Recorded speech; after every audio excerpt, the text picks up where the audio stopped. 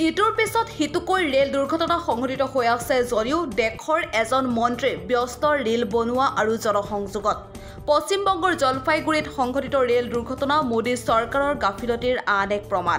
যোৱা 10 বছৰত শ ৰেল দুৰ্ঘটনা সংঘটিত হৈছিল য'ত হাজাৰ হাজাৰ লোকৰ মৃত্যু হৈছিল যদিও দেশৰ ৰেল মন্ত্ৰীয়ে পদত্যাগ নকৰাটো লজ্জাজনক। যদি তেওঁৰ সামান্যতম লাজো থাকিলেহেঁতেন তেন্তে এতিয়ালৈকে তেওঁ পদত্যাগ কৰিলেহেঁতেন আৰু ৰেল মন্ত্ৰী পদৰ দায়িত্ব পুনৰ গ্ৰহণ নকৰিলেহেঁতেন।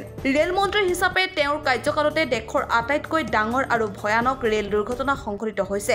ওড়িশাৰ বালাসৰত 288 জনতকৈ অধিক লোকৰ মৃত্যু হোৱাৰ লগতে শতাধিক লোক আহত হৈছিল।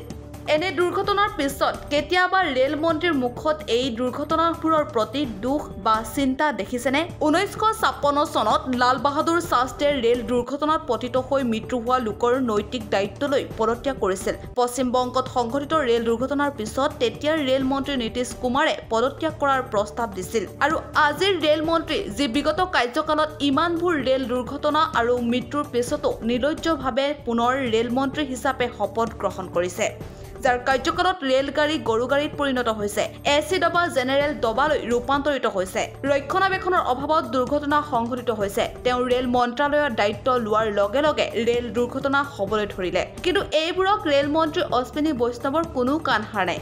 কোনোবাই জীয়াই থাকক বা মৰি যাওক, কেৱল ক্ষমতাত থকাটোৱেই তেওঁৰ চিন্তা। কাৰোবাৰ যদি প্ৰাণ গৈছে যাওক, কিন্তু তেওঁ পদ এৰি নাযায়। কিন্তু ৰেল মন্ত্ৰীয়ে এতিয়া এই আধিপত্য ভংগ কৰিব লাগিব। ক্ষতিপূৰণ দি মানুহক নীৰৱ কৰি ৰখাৰ প্ৰথা আৰু কামত নাহিব। ৰেল মন্ত্ৰী অশ্বিনী বৈষ্ণৱে ক'ব লাগিব কাৰ গাফিলতিৰ বাবেই এনে ঘটনা সংঘটিত হৈ আছে। এই দুৰ্ঘটনা আৰু মৃত্যুৰ দায়িত্ব ল'ব লাগিব তেওঁলোকে। পদৰ পৰা পদত্যাগ কৰিব লাগিব অশ্বিনী বৈষ্ণৱে।